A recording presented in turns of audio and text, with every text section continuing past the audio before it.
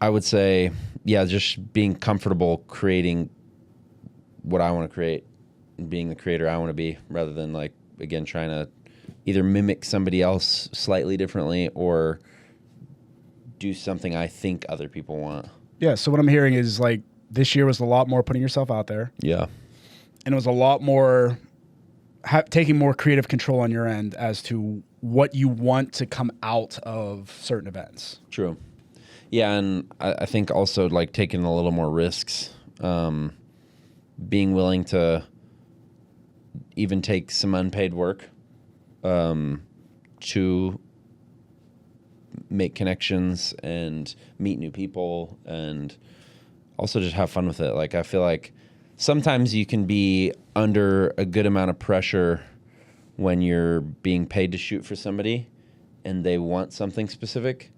And sometimes you can kind of find the love for what you're doing again when you're doing it the way you want to do it. You know what I mean? Mm-hmm. Like almost like because even though this is a hobby and it's something I love and I'm very thankful and I have nothing to complain about, there are days where you're like, dang, I just kind of don't want to mess with my camera. I don't want to mess with editing. I don't want to do any of that. Yeah. And then those times where you're really getting to create the thing that you want to create are the moments where you're like, yeah, I love this, you know?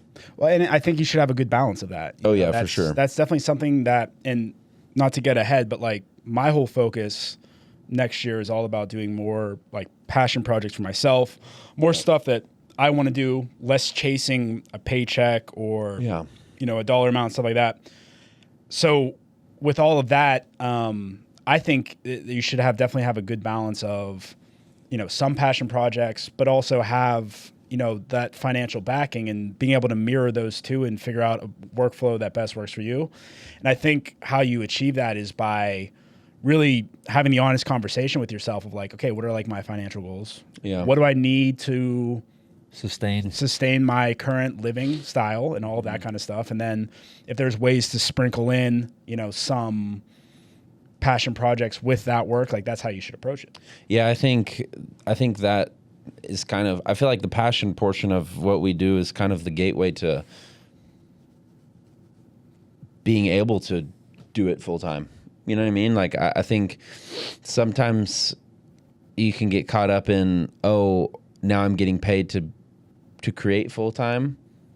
And yeah, like you are kind of chasing that paycheck. I mean, being self-employed, there's always a little bit of that, right? Because the fire under your butt is your fire. Well, you're going to take some gigs and stuff like that. For sure. But I think to your point, like taking more passion projects, like I think ultimately work that you really love and you really want to do is going to be your best work.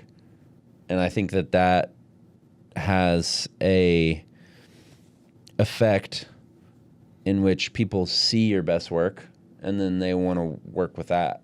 And so it's kind of like this positive feedback loop of like, hey, I see you're doing this kind of shooting.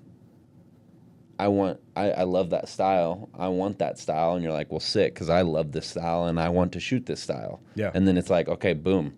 That's like, again, just kind of a positive feedback. And then you do something for that person in the style that you like to do it. And then other people see it. And then, you know what I mean? It just kind of snowballs. So, like, I think that's kind of my approach for 2026 is, like, just keep doing the shooting that I love doing and find the people that love that.